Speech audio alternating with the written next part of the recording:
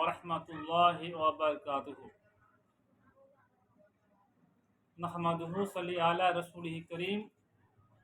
আম্মা বাদ, আউযু বিল্লাহি মিনাশ শাইতানির রাজীম। বিসমিল্লাহির রহমানির রহিম।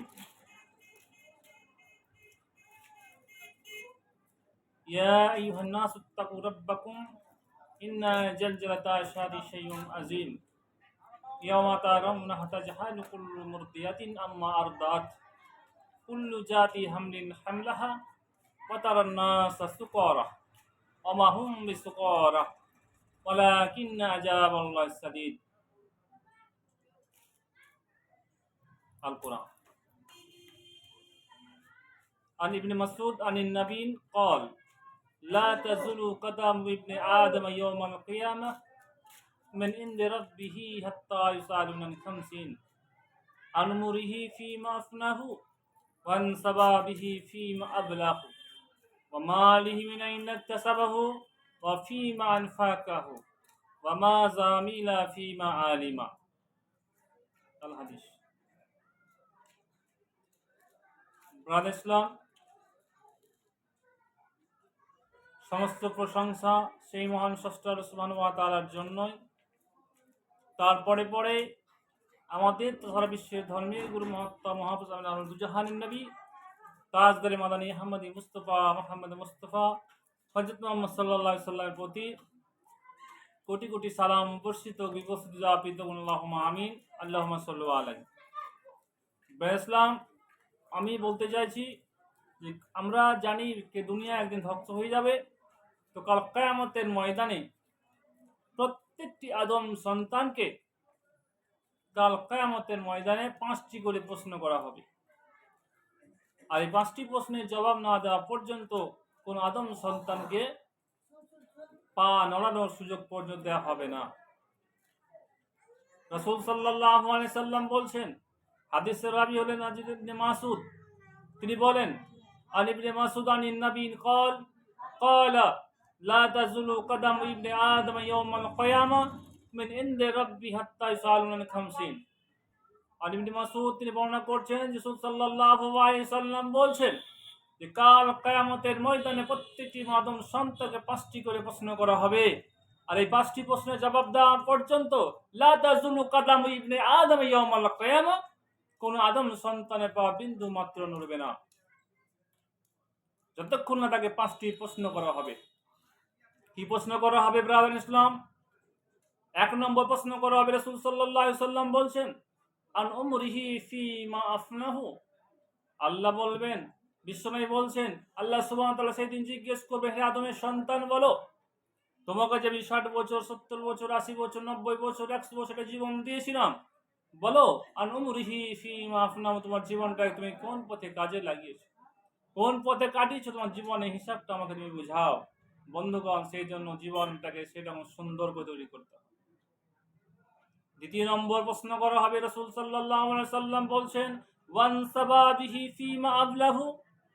হে আদমের সন্তান বলো, আল্লাহ রাব্বুল আলামিন জিজ্ঞেস করবেন, হে আদমের সন্তান বলো, ওয়ান সাবাবিহি ফিমা আবলাহু, বলো তুমি তোমার যৌবন কালটাকে তুমি কোন পথে ক্ষয় করেছো। আজকে বর্তমান যুগের মুসলমান আপনারা দেখেন, আমাদের এই যৌবনকালে মানুষ ইউটিউব ফেসবুক বিভিন্ন রকম রং রস তামাশার ভিতরে আনন্দ ফুর্তি করে জীবনটা কাটায়, জীবনটা কাটিয়েছে। এই জীবনে সে নামাজের পাবন্দী হয় না, এই জীবনে সে আল্লাহর ইবাদতের মধ্যে মগ্ন হয় না।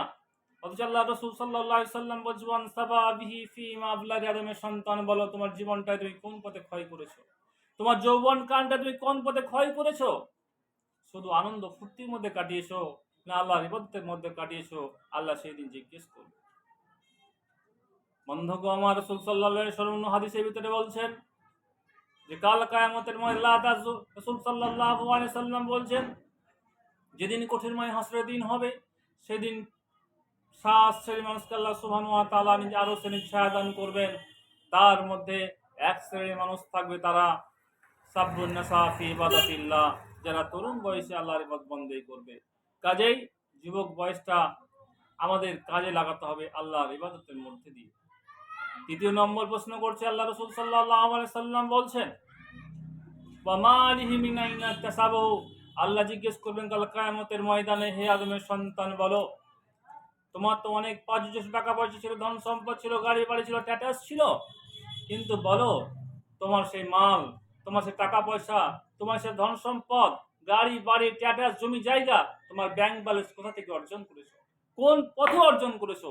ইনকাম হালাল পথে না হারাম পথে ইনকাম করেছো? তোমাকে সেই হিসাবে জিজ্ঞেস করা হবে। আজকে বর্তমান যুগের মানুষ বেশিরভাগ আমরা হালাল কাজের মধ্যে লিপ্ত নয়। বেশিরভাগ মানুষ আজ আমরা হারাম ভক্ষণ করি। কেউ সুদ ঘুষ বিভিন্ন রকম অন্যায়, আজ হারাম মালে আমাদের জীবনটা জর্জরিত হয়ে গেছে। আল্লাহ সুবহানাহু ওয়া তাআলা পবিত্র কোরআন মাজিদের মধ্যে বলছেন, সূরা বাকারার আয়াত নম্বর 168 আল্লাহ সুবহানাহু ওয়া তাআলা বলেন, ইয়া আইয়ুহান নাস কুলু মিম্মা ফিল আরজি হালালান তাইয়্যিবা ওয়ালা তাত্তাবিউ খুতুওয়াতিশ শায়তান ইন্নাহু লাকুম আদুব্বুন মুবিন। আল্লাহ তাআলা বলছে, ইয়া আইয়ুহান নাস, হে পৃথিবীর মানুষ, কুলু মিম্মা ফিল আরজি হালালান তাইয়্যিবা, তোমরা আমার জমিনে হালাল এবং পবিত্র জিনিস খাও। ওয়ালা তাত্তাবিউ খুতুওয়াতিশ শায়তান, খবরদার ইনকামের ব্যাপারে তোমরা শয়তানের পথ অনুসরণ করো না। কেন? ইন্নাহু লাকুম আদুব্বুন মুবিন, শয়তান তোমাদের প্রকাশ্য শত্রু। কাজে বন্ধুগণ, আমাদেরকে হালাল রুজি উপার্জন করতে হবে। রাসূল সাল্লাল্লাহু আলাইহি ওয়াসাল্লাম বলে, 3 নম্বর জিজ্ঞেস করা হবে, ওয়ান মালি মিন আইনা তাসাবহু, বলো তো মানটা তুমি কোন পথে উপার্জন করেছো? ওয়া ফিমা আনফাকু, 4 নম্বর জিজ্ঞেস করা হবে, তোমার বলো তোমার মানটা তুমি কোন পথে ক্ষয় করেছো? 5 নম্বর জিজ্ঞেস করা হবে, ফিমান ফাক্কা মা জামিলা ফিমা আলিমা, বলো আলেমের সন্তান বলো, তুমি যে ইলম অর্জন করেছিলে, জ্ঞান অর্জন করেছিলে, তুমি যে আলেম হয়েছিলে, কারি হয়েছিলে, বক্তা হয়েছিলে, একজন মশহুর বক্তা হয়েছিলে, তোমার বিশাল প্রাচুর্য, বিশাল অ্যাডভার্টাইজমেন্ট, তোমার বিশাল তোমার প্রভাব, কিন্তু বলো তোমার এই ইলম অর্জনে তুমি কতটা আমল করতে পেরেছো? বন্ধুগো আমার, এই 5টি প্রশ্নের কাল কিয়ামতের ময়দানে প্রত্যেকটি আদম সন্তানকে জিজ্ঞেস করা হবে। কাজে আমাদেরকে 5টি প্রশ্নের প্রস্তুতি নিতে হবে। এটা শর্ট ভিডিও দেওয়া হলো, কাজে এটা বিস্তারিত আলোচনা করার সময় নয়।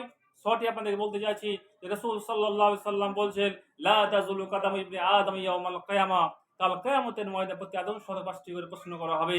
আর এই 5টি প্রশ্নের জবাব না দেওয়া পর্যন্ত কোনো আদম সন্তানের পা বিন্দু মাত্র নড়বে না।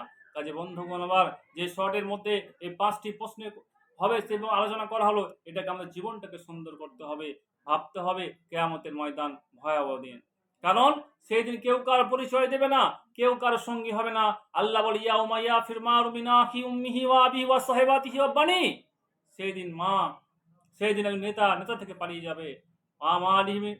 ইয়াউমা ইয়াফির মারু মিন আখিহি ওয়া উম্মিহি, মা তার সন্তান থেকে পলায়ন করবে, ওয়া আবিহি, বাপ ছেলে থেকে পলায়ন করবে, ওয়া সাহিবাতিহি, স্বামী স্ত্রী থেকে পলায়ন করবে, ওয়া বানি, সন্তান পালাবে।